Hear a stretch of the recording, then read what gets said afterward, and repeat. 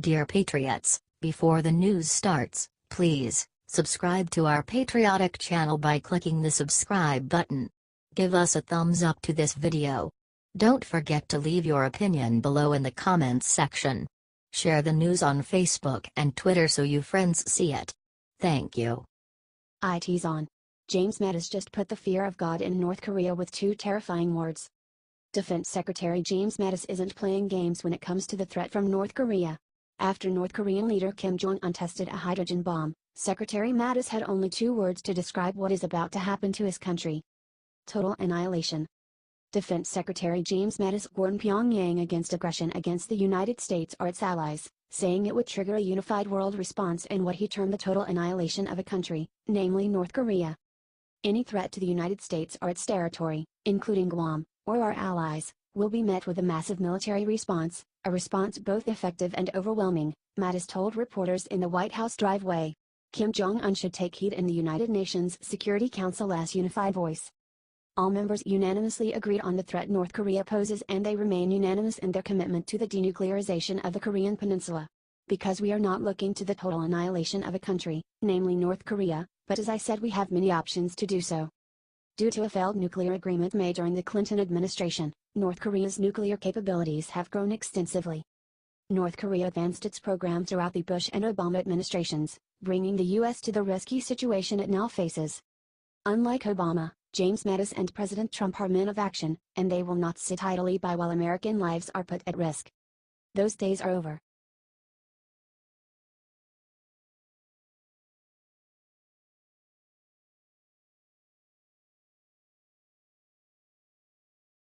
Journalists won't sleep tonight after seeing what Trump is about to do this Tuesday.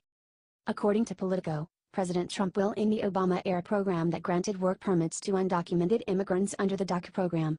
Trump is fulfilling his promises. The administration has worked tirelessly to scrap the program despite the opposition from the Republicans in the House and Senate. According to two sources inside the White House, Trump has been deliberating on the decision for the past couple of months. It was Jeff Sessions that finally convinced him to terminate the program and put in the hands of Congress. The president is expected to make the announcement on Tuesday. Speaker Paul Ryan has already been told. Florida Senator Marco Rubio said that Congress needs to protect the Dreamers.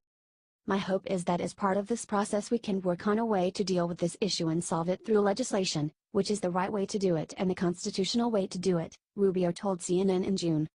Representative Steve King disagrees and thinks that Trump needs to act quickly on DACA.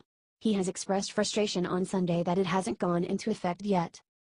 Let's show our president our support. Share this if you think it's time to end Obama's legacy and to establish the rule of law in this country once again.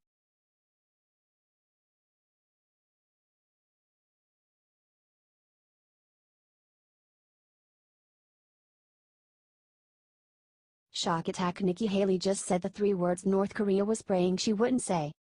U.S. Ambassador to the UN Nikki Haley urged the UN to exhaust all diplomatic actions for North Korea before it is too late at an emergency meeting of the UN Security Council on Monday.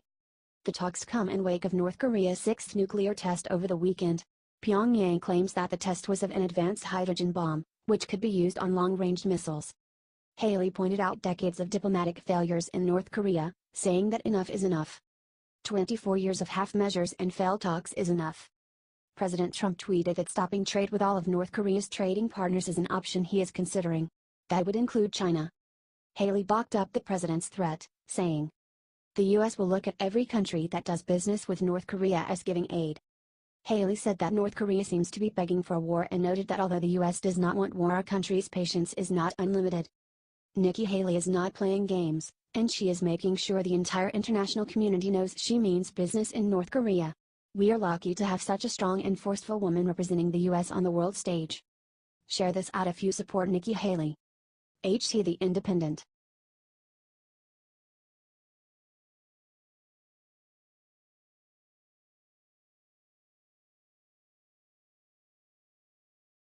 Shutdown disgusted. Chuck Grassley just gave Comey the worst news of his life.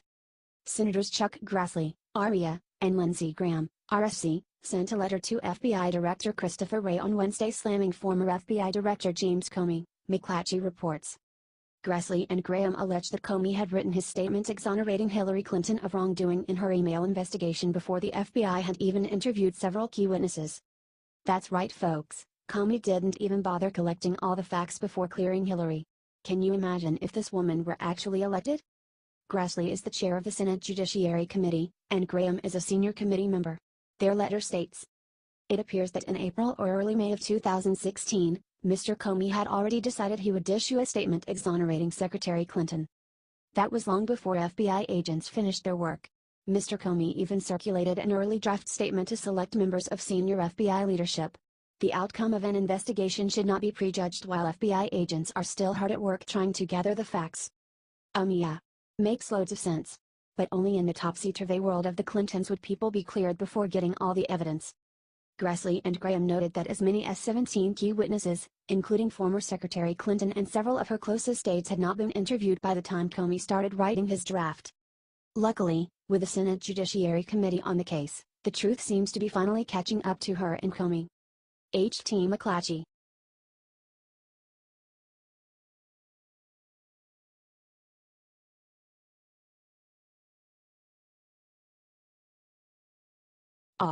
Barron Trump is about to get an incredible surprise at the White House very soon.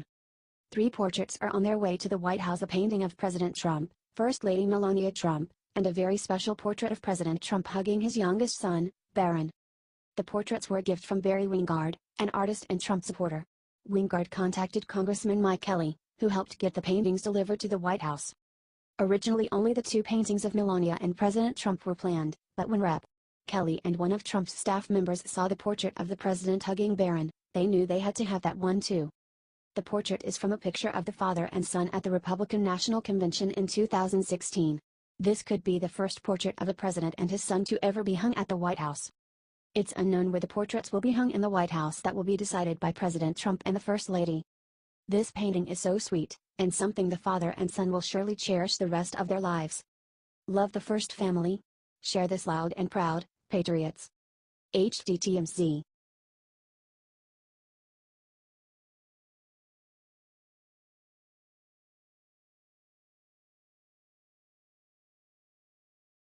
Brilliant.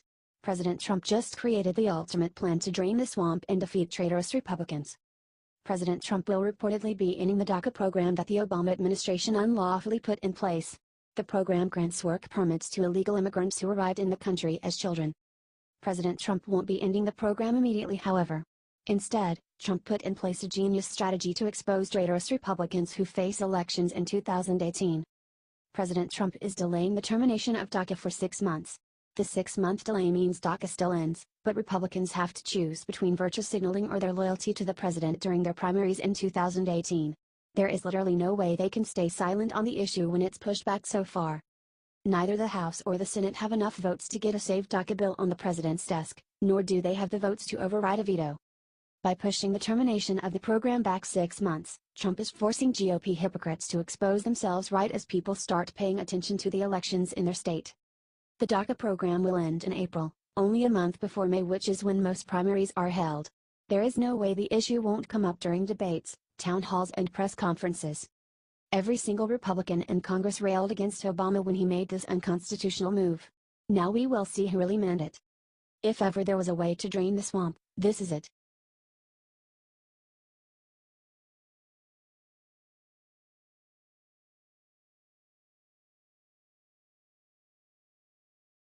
Unbelievable. Antifa just did something sick to help North Korea just because they hate Trump.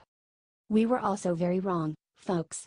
Most everyone thought that Antifa had hit their lowest low when they ran around attacking the elderly and burning family cars. Nope. Now these lunatics have found an all-new ally in their resistance of President Trump, which shows just how insane their ideas really are. Antifa is defending Kim Jong Un's fascist regime and saying Donald Trump is the real problem. So let's get to the meat of this whole thing. You have 2 major Antifa organizations, Refuse Fascism and Worker World Party, who both hate the president. They hate him so much that after the August 5th UN Security Council meeting where more sanctions were put on North Korea, the 2 groups united to defend their fascist heroes. Refuse Fascism, for example, described the event as the largest military power in the world bullying a small, isolated country and terrorizing the people of that entire region. They also claimed that the US was using a playbook of demonization against the defenseless Kim Jong Un. Totally untrue. The Workers' World Party is just as bad. They are a Marxist group that puts out their own propaganda like self-defense and the DPRK and Korea won't be intimidated, to editorials suggesting the US is the real threat and North Korea is being oppressed. So these are the people in the US we are dealing with. They are not fighting for human rights. They are not fighting against Trump. They are fighting to bring down the Constitution and everything we hold dear. Help share this out and show them we will not be intimidated by Antifa or North Korea.